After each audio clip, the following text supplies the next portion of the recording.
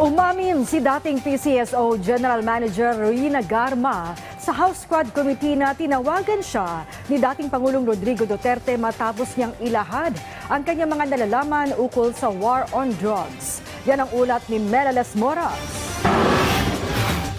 Kontento ang House Quad Committee sa resulta ng ikasyam nilang pagdinig nitong Martes na umabot pa hanggang alas 2 ng madaling araw kanina. Isa sa mga mahalagang revelasyon na naungkat dito ay ang pagkumpirma ni dating NAPOLCOM Commissioner Edelberto Leonardo sa pahayag ni dating PCSO General Manager at retired Police Colonel Rowena Garma na may reward system umano sa war on drugs ni dating Pangulong Rodrigo Duterte. Doon sa dalawang affidavit ni Colonel Garma na nabasa mo at napakinggan mo, yan ba ay pinapaniwalaan mo? Yes or no? Yes, Mr. Chair. Okay. Naniniwala ka ba na mayroong reward system? Yes or no? Yes, Mr. Chair. Ayon kina Quadcom Lead Chair Robert A. Barbers at Co-Chair Bienvenido Abante Jr., magagamit nila ang ginawang pagpapatotoo ni Leonardo sa testimonya ni Garma sa kanilang gagawing committee report na maaari namang gamitin ng iba pang ahensya ng pamahalaan para sa kanilang mas malalimang investigasyon. It has been established that actually there's a reward system. Hindi na pwedeng yan itanggihan pa ng previous administration. Kanyang pag-amin sa Quadcom will be placed on the records, no? And in this record that we will use as basis in writing our committee report, isasama namin yun, no?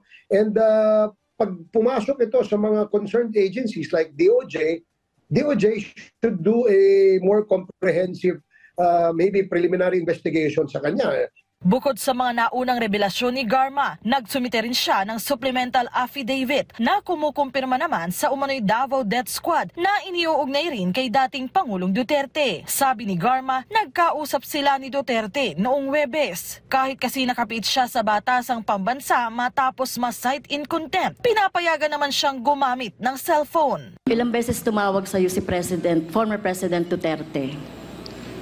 Once po. Once. Yes, Your Honor.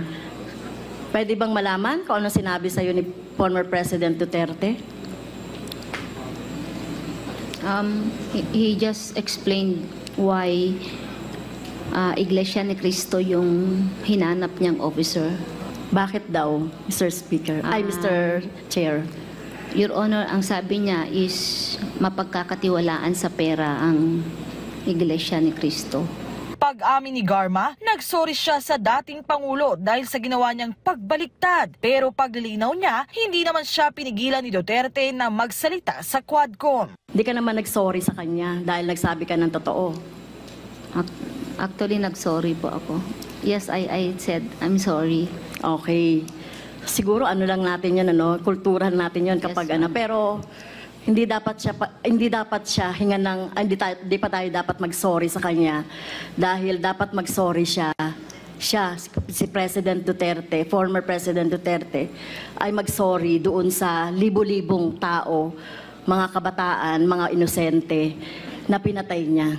Pagkakataon na sana ng dating Pangulo na humarap at magpaliwanag ng kanyang panig sa Quadcom kahapon. Pero hindi siya dumalo. Sabi ng Quadcom leaders, wala pa silang pasya kung anong magiging hakbang sa pagliban ni Duterte. Pero kung humarap ito sa hiwalay na pagdinig ng Senado sa Lunes at sa kanila ay hindi, ibang usapan na ito. Sa mga susunod na araw, inaasang ipagpapatuloy ng House Quad Committee ang kanilang mga pagdinig. Melales Moras para sa Pambansang TV sa Bagong Pilipinas.